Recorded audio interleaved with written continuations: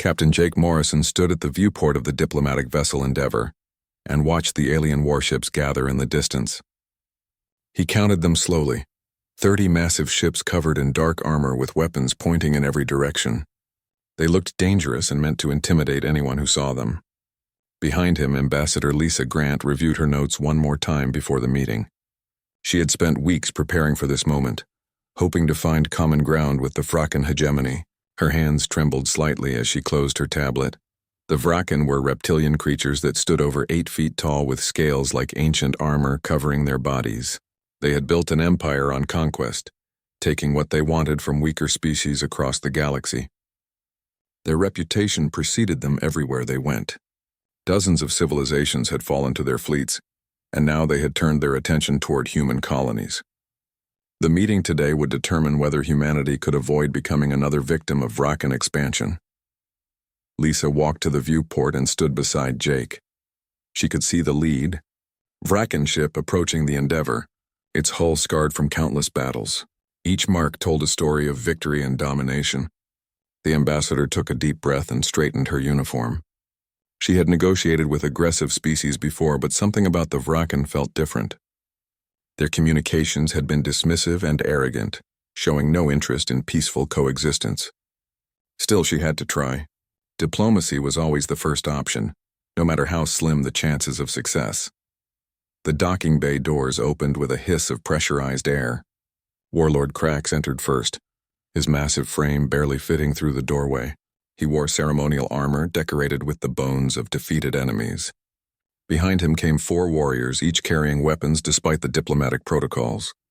Jake's hand instinctively moved toward his sidearm, but Lisa placed a gentle touch on his arm.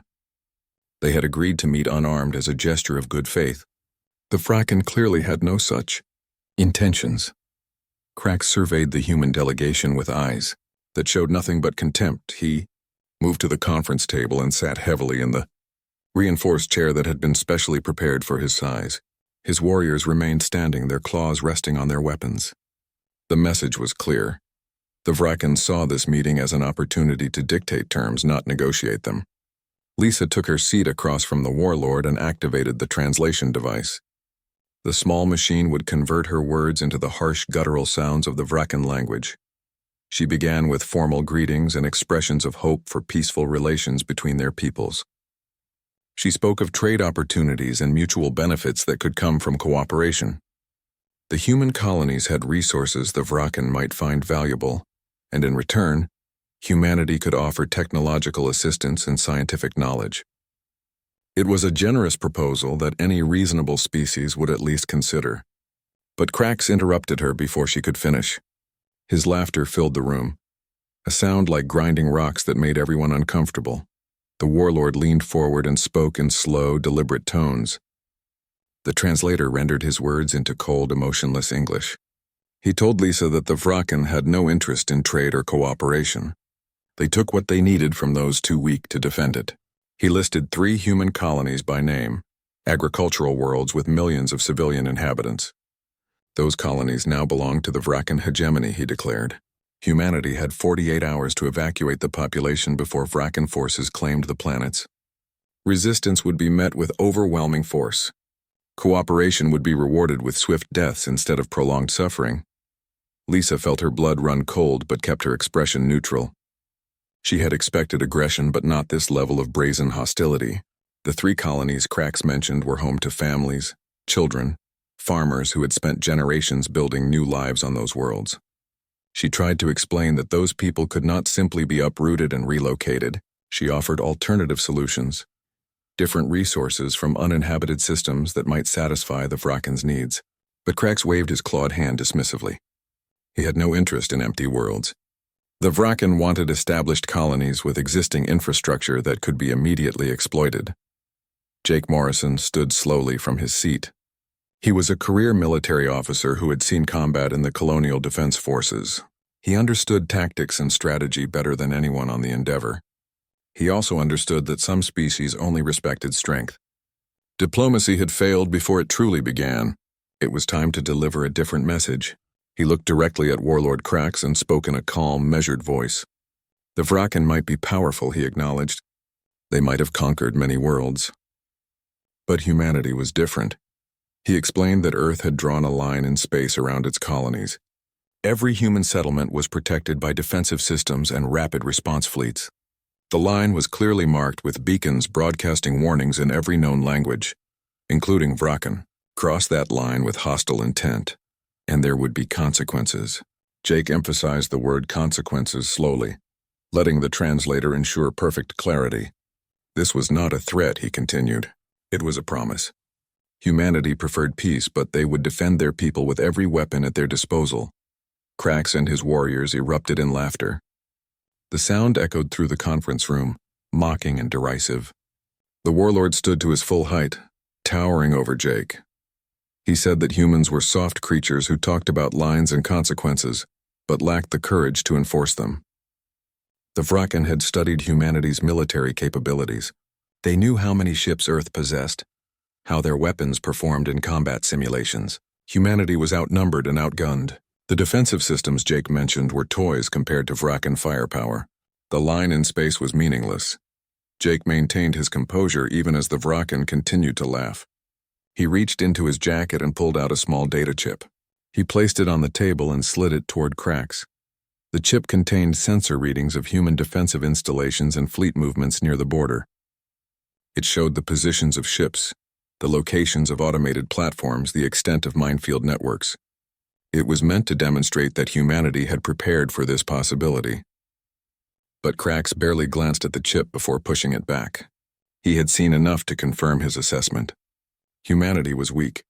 The warlord announced that the meeting was over. His fleet would cross the human border in exactly 2 days and claim the colonies he had designated.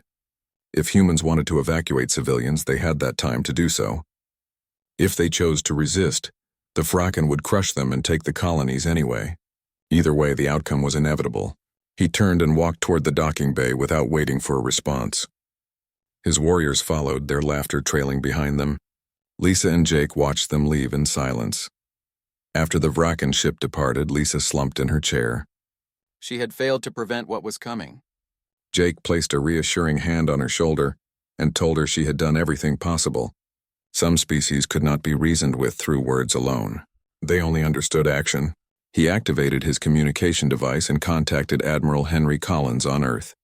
He reported that diplomacy had failed and recommended immediate defensive measures. The Vraken would cross the line in 48 hours. Humanity needed to be ready. Admiral Collins received the report and convened an emergency session of the United Colonies Council. He explained the situation to the assembled leaders. The Vraken hegemony had rejected every diplomatic overture and declared their intention to invade human space. The decision before the council was simple but heavy. Would humanity allow the Vraken to take the colonies unopposed, or would they enforce the line they had drawn? The debate lasted only minutes. Every council member voted to defend their people. Admiral Collins authorized Jake Morrison to activate humanity's true defensive capabilities if the Vraken crossed the border. Jake stood alone at the viewport after the communication ended. He looked out at the stars and thought about what was coming. The Vraken had no idea what they were about to face. Humanity had spent decades building weapons in secret, preparing for the day when peaceful coexistence failed. They had hoped that day would never come. But the warlord's arrogance had sealed his fate. In 48 hours, the Vraken would cross the line, and then they would learn why humanity had warned them only once. The Vraken fleet moved through space like a swarm of predators closing in on prey. 48 hours had passed since the failed diplomatic meeting, and Warlord Krax had kept his promise. 300 warships now crossed the boundary markers that humanity had placed around their territory. Each beacon they passed broadcast the same warning message, but the Vraken ignored them all. Krax sat on the bridge of his flagship and watched the human colony world of New Horizon grow larger on his view screen. The planet was green and peaceful, covered in farmland and small cities. It would be an easy conquest.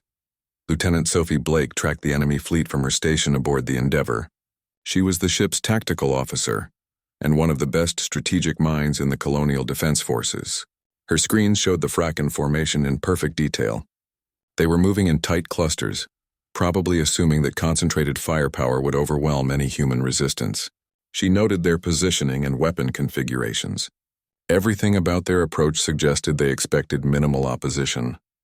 She transmitted her analysis to Admiral Collins on Earth and received confirmation that defensive protocols were now active. Krax opened a communication channel that broadcast to all human vessels in the system. His message was simple and brutal. The people of New Horizon had 1 hour to evacuate the planet before his fleet began orbital bombardment. Any ships that attempted to interfere would be destroyed.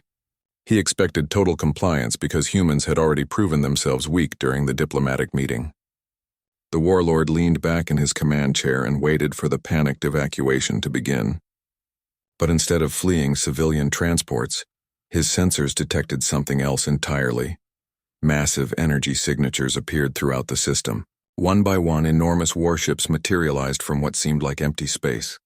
They had been hiding using advanced stealth technology that made them invisible to Vrakan sensors. Krax counted them quickly, his confidence beginning to waver. 12 massive vessels, each one 3 times larger than his own flagship. They were positioned strategically around the system, cutting off every escape route. The lead human ship broadcast an identification signal. It was the dreadnought Valiant, commanded by Captain Nicole Hayes. Nicole sat in her command chair and studied the Vrakan fleet on her displays. She had served in the military for 20 years and had participated in the design of the Dreadnought program. These ships represented humanity's commitment to defending their people with overwhelming force. Each dreadnought carried weapons that could devastate entire fleets. Railguns that fired projectiles at speeds approaching the speed of light. Directed energy beams that could slice through armor like paper. Quantum disruption torpedoes that tore apart matter at the molecular level. She had hoped these weapons would never be used, but the Vrakan had made their choice. She opened a channel to Warlord Krax and spoke in a calm, professional tone. She told him that he had crossed into human territory against explicit warnings. His fleet was now surrounded and outgunned. She was offering him one final opportunity to withdraw peacefully, turn his ships around, leave human space, and never return. If he refused, the human fleet would open fire and there would be no survivors. She gave him 60 seconds to respond. The channel went silent as Krax considered his options. His tactical officers reported that they were indeed surrounded, and that the human ships were powering up weapon systems. But Krax was a warrior who had never retreated from battle. His pride would not allow him to turn back now, especially after he had declared his intentions so publicly. He told himself that numbers still favored the Vrakan. 300 ships against 12 meant victory was certain. The human vessels might be large, but size did not guarantee effectiveness.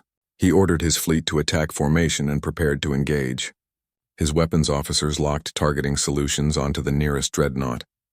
On his command, every Vrakan ship opened fire simultaneously. Thousands of plasma bolts and kinetic rounds streaked through space toward the human fleet. The impacts against the dreadnought shields created brilliant flashes of light but did no significant damage.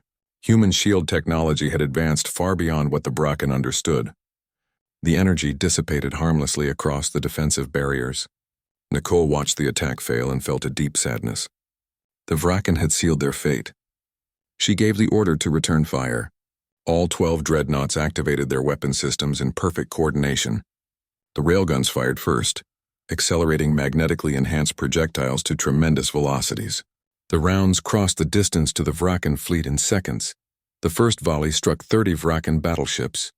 The projectiles punched through their armor and detonated their reactor cores from the inside. Massive explosions lit up the darkness of space as the ships came apart in pieces. Krax watched in horror as his fleet began to disintegrate. He ordered evasive maneuvers, but the human targeting systems were too precise. Every shot found its mark. The directed energy weapons fired next, invisible beams that superheated matter instantly. Vrakan cruisers were sliced in half, their crews dying before they understood what was happening. Sophie Blake monitored the battle from the Endeavour with clinical detachment. She counted the Vrakan casualties and calculated how long the engagement would last at the current rate. 17 minutes, she estimated. That was how long it would take for humanity to completely destroy a fleet that had terrorized the galaxy for generations. She felt no joy in the destruction, only grim satisfaction that the warning had been clear and the response proportional. The Vrakan had been given every chance to avoid this outcome. Their arrogance had brought them to this moment. Chief Engineer Danny Torres worked frantically in the Valiant's engineering section. The dreadnought's weapon systems generated enormous amounts of heat and required constant monitoring to prevent overloads. He coordinated with his team to manage power distribution across all systems. The quantum disruption torpedoes were particularly demanding. Each torpedo required a massive energy spike to create the disruption field. He watched his displays carefully and reported ready status to Captain Hayes. She acknowledged and ordered the torpedoes launched. 6 missiles streaked toward the densest concentration of Rakan ships. The torpedoes detonated simultaneously, creating expanding spheres of quantum disruption. Everything within the field experienced molecular breakdown at the atomic level. Ships, debris, even the trace gases of space simply ceased to exist as their atomic bonds were severed. Entire squadrons of Rakan warships vanished in an instant. Krax stared at his displays in disbelief. Half his fleet was gone, destroyed in less than 15 minutes. His remaining ships were attempting to flee, but human gravity well generators had activated. Faster than light travel was impossible within their radius. The Vrakan were trapped with no way to escape. Jake Morrison watched the battle from the Endeavor and felt the weight of command pressing down on him. Every Vrakan death was a failure of diplomacy. Every destroyed ship represented lives lost because arrogance had prevented peaceful resolution. But he also understood necessity. If humanity had allowed the Vrakan to take even one colony, it would have invited endless aggression from other species. Sometimes strength had to be demonstrated clearly and decisively. He opened a channel to Warlord Krax and spoke directly. The battle was over, he said. The Vrakan had lost, but humanity was willing to show mercy if Krax accepted unconditional surrender immediately. Krax looked around his bridge at the faces of his surviving crew. They were afraid now, all their earlier confidence shattered by the reality of human military power. His fleet had been reduced to 47 operational ships. The rest were debris or disabled hulks drifting in space. He had failed his people and destroyed countless lives through his pride. He transmitted his surrender and ordered all remaining Vrakan vessels to power down their weapons. Captain Hayes acknowledged the surrender and instructed the Vrakan ships to form a convoy. Human vessels would escort them to the border and ensure they left peacefully. The Battle of New Horizon ended 17 minutes after it began. The human dreadnoughts ceased fire and began recovery operations. Medical teams were dispatched to rescue survivors from damaged Vrakan ships. Even in victory, humanity offered aid to their defeated enemies. Lisa Grant coordinated the humanitarian efforts from the Endeavor. She made sure every Vrakan survivor received medical treatment and basic supplies before being sent home. It was important that the galaxy understood humanity fought only when necessary and showed mercy when possible. Admiral Collins received the battle report and felt relief mixed with regret. The defensive strategy had worked exactly as designed. The Vrakan had learned their lesson at terrible cost. But he wondered how many other species would need similar demonstrations before the message was understood. He issued orders for all human colonies to remain on high alert. News of the battle would spread quickly and reactions would vary. Some species would respect humanity's strength. Others might see it as a threat to be eliminated. The coming weeks would reveal which path the galaxy would choose. Warlord Krax's convoy limped back toward Vrakan space, escorted by 2 human destroyers. He sat alone in his quarters and contemplated his failure. The word of humanity's victory traveled through the galaxy faster than any ship could fly. Communication networks carried the story from one species to another, each telling adding new details and interpretations.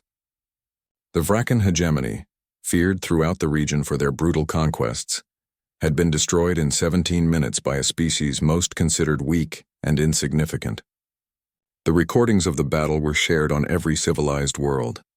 Analysts studied the footage frame by frame, trying to understand how such overwhelming defeat was possible. Military strategists recalculated their assessments of human capabilities. Diplomatic corps revised their protocols for interacting with Earth. The Zenthari Collective responded first. They were a peaceful federation of traders and merchants who had suffered countless raids by the Vrakan over the past century. Elder Vorin, their chief diplomat, traveled to Earth personally to request a formal alliance. He arrived at the United Colonies headquarters with gifts of rare crystals and ancient texts. Ambassador Lisa Grant met him in the grand reception hall. The elderly Zenthari bowed deeply and spoke of his people's gratitude. Humanity had accomplished what dozens of species could not, stopping the Vrakan expansion and protecting the innocent. He offered trade agreements and mutual defense pacts, hoping to formalize the friendship between their peoples. Lisa accepted the gifts and welcomed the Zenthari with genuine warmth. She explained that humanity fought not for glory or territory, but to defend those who could not defend themselves. The Zenthari were exactly the kind of people Earth wanted as allies. Over the following weeks, negotiators from both civilizations worked to establish formal treaties. Trade routes opened between Zenthari commercial hubs and human colonies. Technology was exchanged. Cultural programs began. The friendship that formed would prove crucial in the years to come, but not every species reacted with gratitude or friendship. The Krill Dominion watched the Battle of New Horizon with growing concern. They controlled 50 star systems through military might and had been quietly planning their own expansion into human territory. General Thane commanded their armed forces and understood immediately that those plans needed revision. The Krill prided themselves on tactical superiority and advanced weapons. But the human dreadnoughts demonstrated technology the Krill had not anticipated. He called an emergency meeting of his war council to discuss the situation. The council chamber was filled with experienced military officers who had conquered dozens of worlds. They reviewed the battle recordings repeatedly, analyzing every detail. The human weapons fired projectiles at velocities that should have been impossible. The energy beams cut through Vrakan armor that had withstood conventional weapons for generations, and the quantum disruption torpedoes used physics the Krill scientists barely understood. One officer suggested that the recordings were faked, propaganda designed to intimidate potential enemies. But General Thane dismissed that theory immediately. The Vrakan survivors told consistent stories that matched the visual evidence perfectly. Thane made a difficult decision. He ordered a reconnaissance mission to observe human military installations directly. A single Krill stealth ship, commanded by intelligence officer Kira Stone, would travel to Earth's moon and study the dreadnought construction facilities. The ship was equipped with the most advanced sensors in the Krill arsenal and could observe from millions of miles away without being detected. Kira was a skilled operative who had completed dozens of dangerous missions. She understood the importance of this assignment. The information she gathered would determine whether the Krill challenged humanity or sought different targets for expansion. The stealth ship arrived at the lunar orbit after a week of careful travel. Kira positioned her vessel behind a large asteroid and activated her sensors. What she saw shocked her. The construction facilities were massive, covering hundreds of square miles on the dark side of the moon. Dozens of dreadnoughts were in various stages of completion. Automated systems worked constantly, assembling the enormous vessels. She estimated that humanity could produce these warships at a rate of one every 3 months. They had been building them for at least 30 years in complete secrecy. The fleet that destroyed the Vrakan was just the beginning. Humanity possessed the capacity to build hundreds more. Kira transmitted her findings to General Thane with a personal recommendation. Do not engage humanity under any circumstances. Their military capabilities exceeded anything the Krill could field in open combat. Thane reviewed her report and agreed with her assessment. He ordered all expansion plans redirected away from human space. The Krill would seek opportunities elsewhere in the galaxy. It was a humbling moment for a species that had considered themselves militarily superior to all others.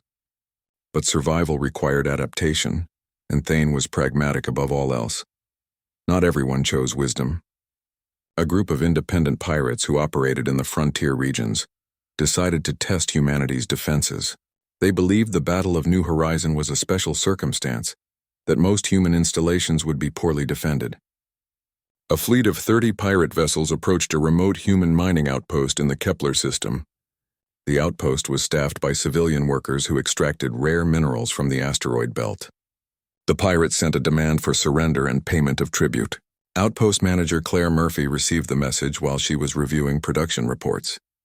Claire was a tough woman who had spent 20 years managing mining operations in dangerous regions. She had dealt with pirates before, usually by stalling until military assistance arrived. She activated the emergency beacon and opened communications with the pirate fleet. She told them politely that the outpost was under human protection and suggested they leave peacefully. The pirate leader laughed at her warning. He saw only a civilian facility with no visible defenses. He gave Claire 10 minutes to comply or his ships would open fire on the outpost. She used those 10 minutes to evacuate her workers to the underground shelters. What the pirates did not know was that Chief Engineer Danny Torres had been assigned to the Kepler outpost 3 months earlier. His job was installing a prototype defensive system designed specifically for remote installations. The system included automated railgun turrets hidden within the asteroids and a quantum disruption field generator buried deep in the largest rock. When the 10 minutes expired and the pirate ships opened fire, the defensive system activated automatically.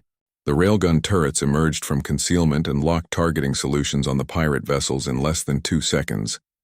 The turrets fired with surgical precision. Each shot disabled a specific system on the target ships. Weapons were destroyed first, then engines, then communication arrays. Within 30 seconds, all 30 pirate vessels were drifting helplessly in space. Not a single crew member was killed, but every ship was completely neutralized. The quantum field generator activated next, creating a localized disruption that fried all electronic systems on the disabled ships. The pirates were trapped in dead vessels with no way to call for help or escape. Claire emerged from the shelter and contacted the pirate leader. She offered to provide emergency life support and basic repairs if they agreed to leave peacefully and never return. The pirate leader, sitting in his darkened bridge with only emergency lighting, accepted the offer immediately. His pride was shattered along with his ships.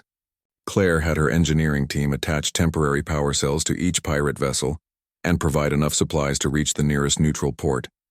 The pirates limped away from Kepler's system, spreading the word to every criminal organization they encountered. Human space was completely off limits. Even their most remote outposts had defenses that could destroy entire fleets without breaking a sweat. General Thane heard about the Kepler incident and felt vindicated in his decision to avoid conflict with humanity. If even their civilian mining operations had such advanced defenses, imagine what their military bases possessed. He issued a formal directive to all Krill commanders. Human territory was to be respected absolutely. Any violation would be punished severely. The Krill Dominion would seek expansion opportunities elsewhere, or negotiate peaceful arrangements with neighbors.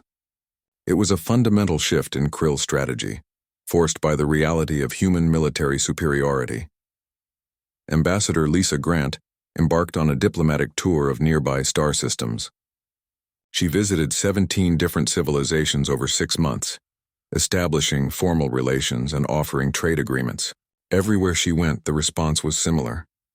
Species wanted to be friends with humanity, not enemies.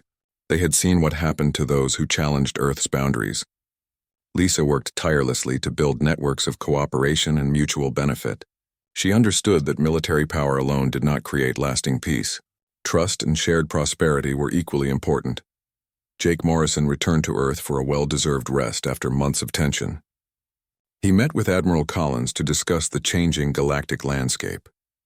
The Admiral was pleased with how events had unfolded. Humanity had demonstrated strength without becoming aggressive. They had defended their people while showing mercy to defeated enemies. Other species were learning to respect human boundaries not out of fear alone, but also because humanity proved itself trustworthy. Collins promote. 2 years passed since the Battle of New Horizon, and the galaxy had settled into an uneasy peace. Human colonies prospered behind their defensive perimeter. Trade flourished with friendly species.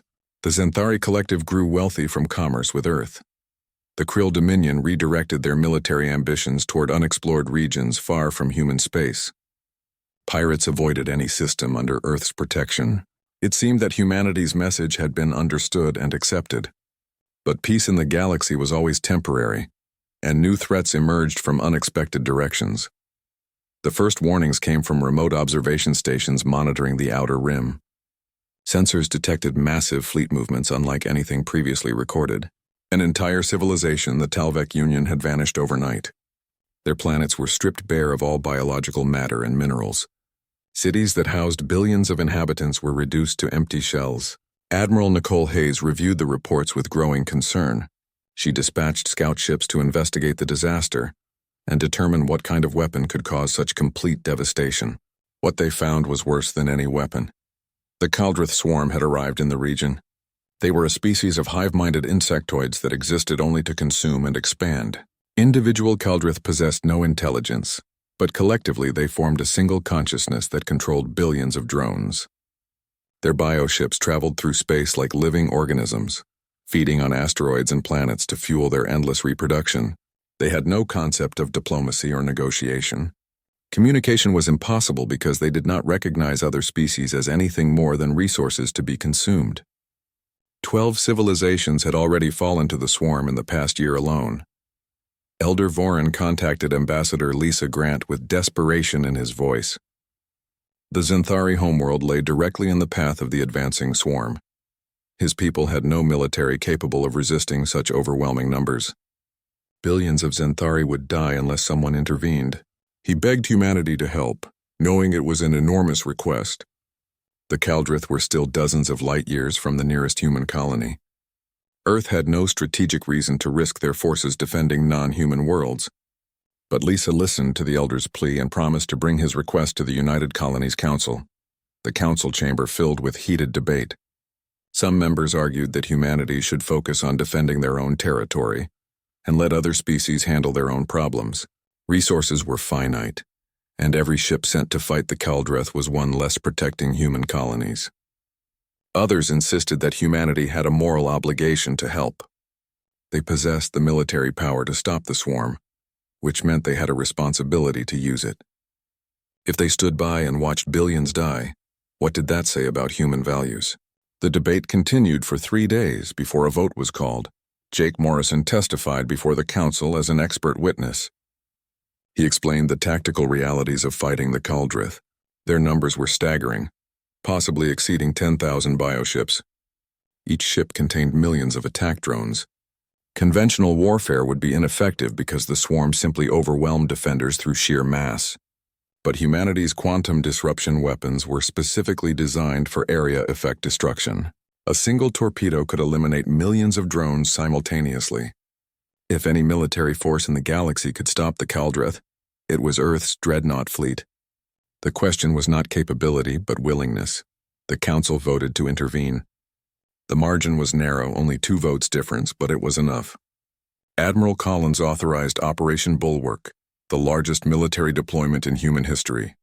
30 dreadnoughts would be sent to establish a defensive perimeter around the Zenthari homeworld, and confronted the Kaldrith directly. Jake was promoted to Fleet Commodore and given command of the entire operation. He handpicked his officers, including Sophie Blake as Chief Tactical Officer and Danny Torres as Head of Engineering Coordination. Captain Nicole Hayes would command the lead dreadnought, just as she had at New Horizon. The human fleet arrived at the Zenthari system 1 week ahead of the Kaldrith swarm. Jake established his command center aboard the WAM. Dreadnought Valiant and immediately began coordinating defensive positions. The 30 massive warships formed a spherical perimeter around the planet, creating overlapping fields of fire. Automated defense satellites were deployed throughout the system. Supply ships positioned themselves behind the main fleet, ready to provide ammunition and repairs during the coming battle. Elder Vorin watched from the surface as humanity's military might assembled to protect his people. The Kaldrith arrived like a plague of locusts. Their bioships were massive organic structures that pulsed with unnatural life. Long-range sensors counted over 5,000 vessels, each one larger than a human cruiser. As the swarm entered the outer system, the bioships began releasing attack drones.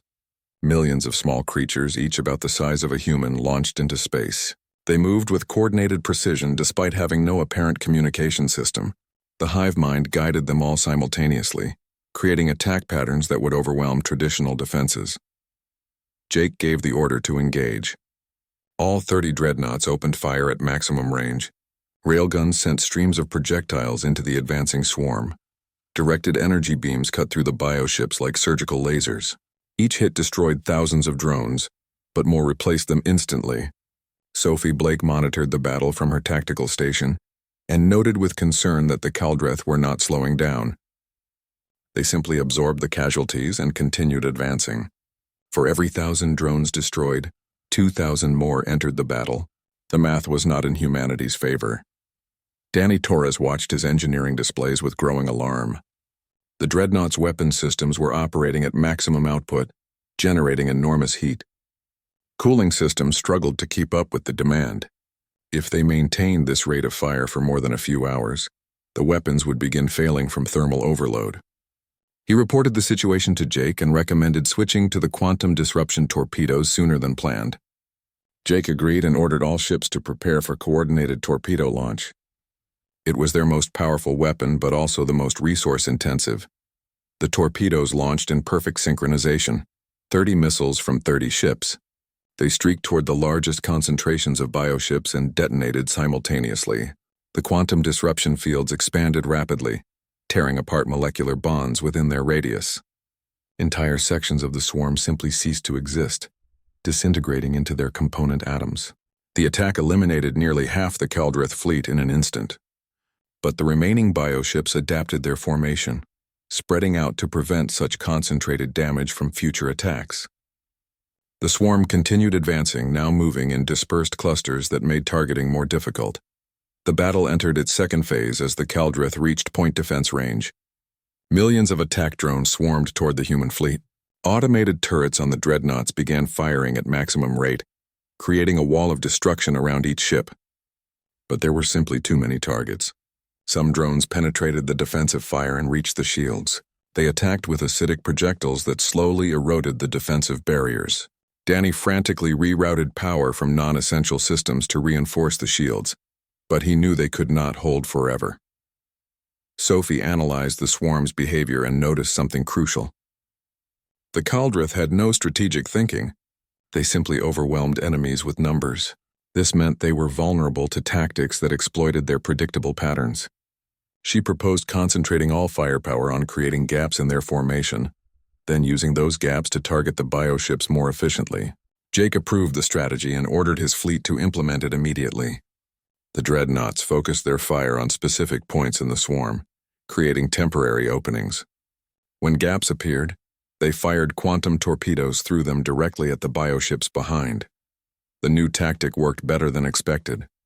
By eliminating the bioships, they removed the source of the attack drones. Without coordination from the hive mind, the drones lost their tactical cohesion and became easier targets for point defense systems. Slowly, methodically, the human fleet began reducing the swarm's numbers. But the battle was taking its toll. 3 dreadnoughts reported critical damage. Their shields had failed and hull breaches were spreading. Jake ordered those ships to fall back behind the main formation where repair crews could work on them.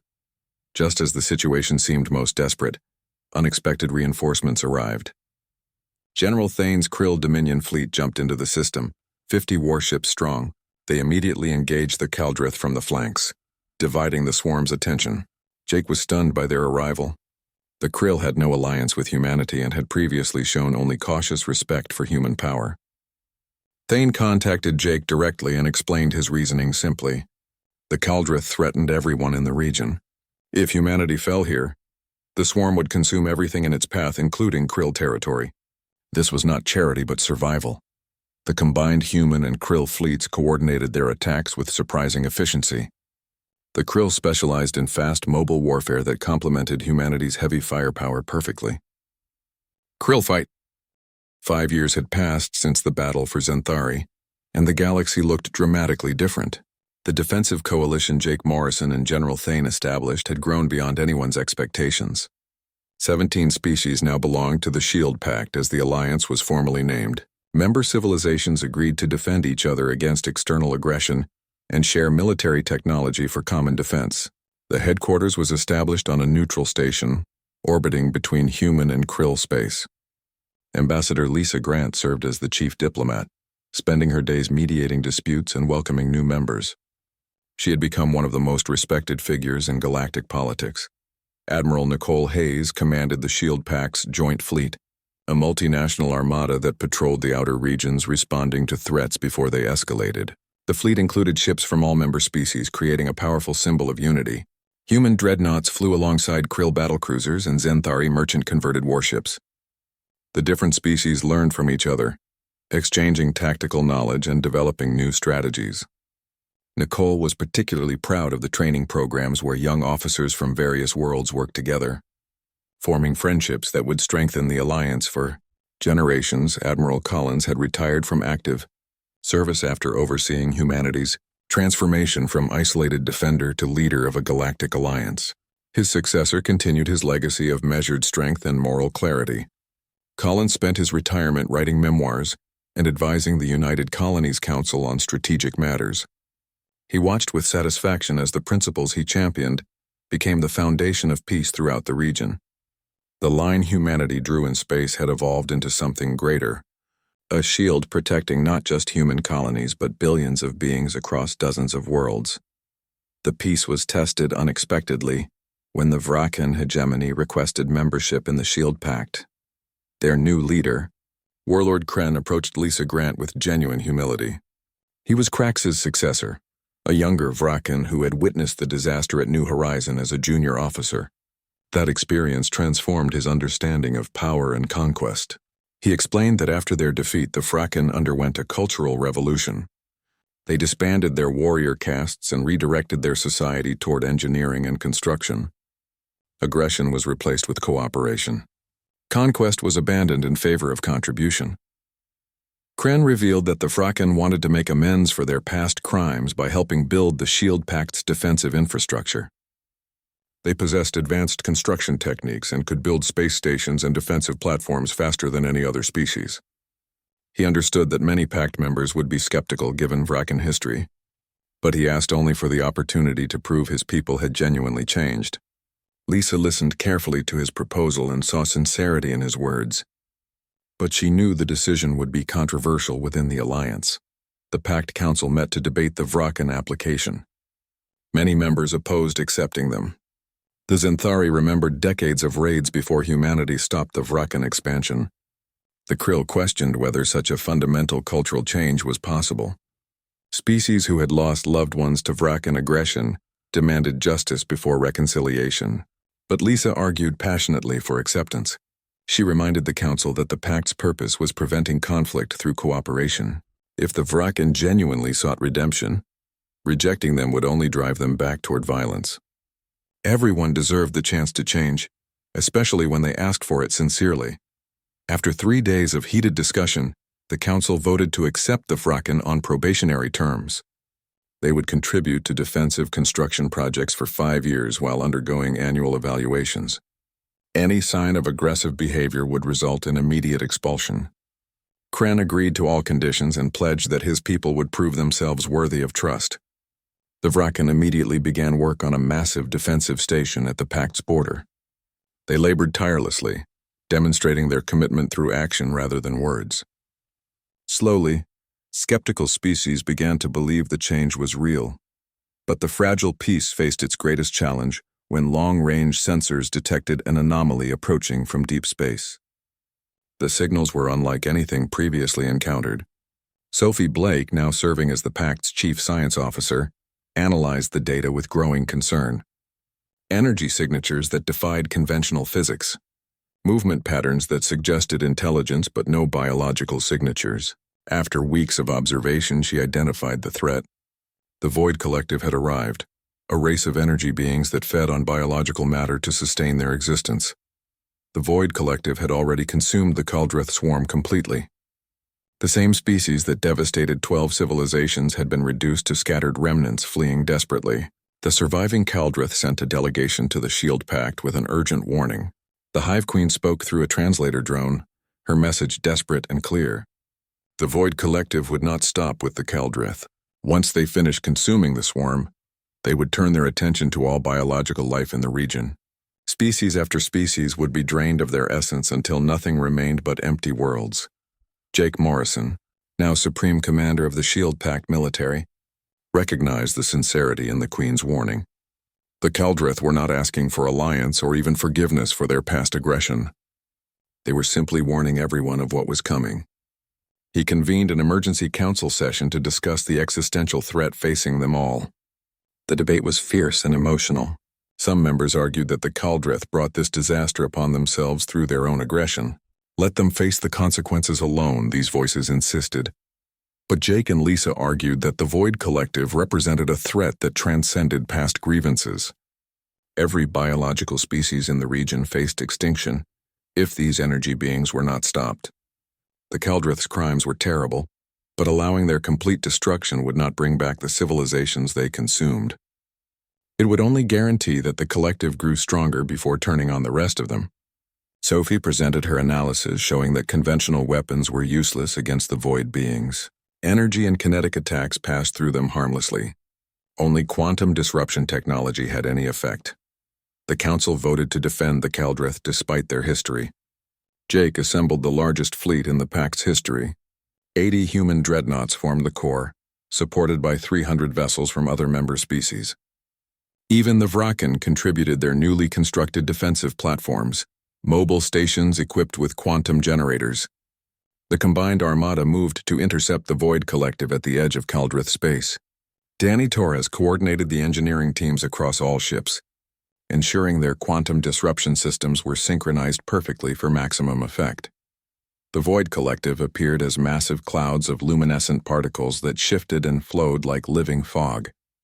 They moved through space without ships or technology, pure consciousness controlling energy directly. As the fleet established defensive positions, the beings attempted to advance.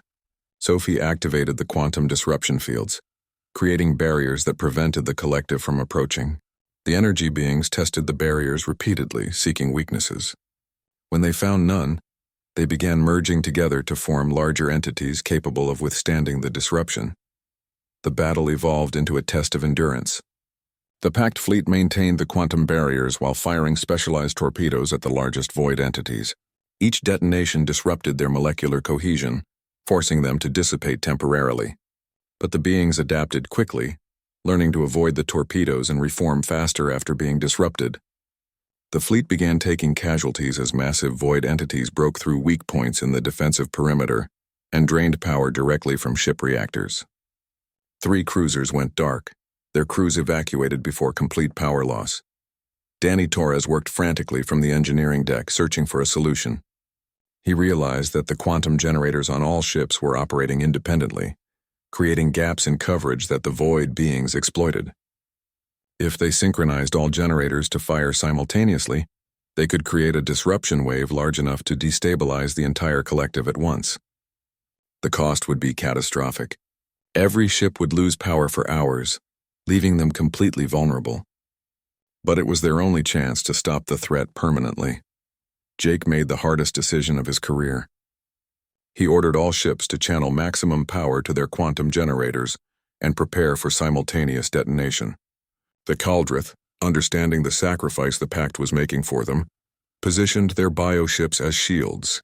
They would protect the powerless fleet while it recovered, using their own bodies if necessary. It was an extraordinary gesture from a species that had never shown mercy to others. The Hive Queen transmitted a simple message to Jake. The Caldrith would not forget this day. If they survived, they would spend the rest of their existence serving those who saved them. The quantum wave erupted across the battlefield like a supernova of disruption. Every generator in the fleet fired simultaneously, creating an expanding sphere of molecular chaos. The Void Collective screamed ASE,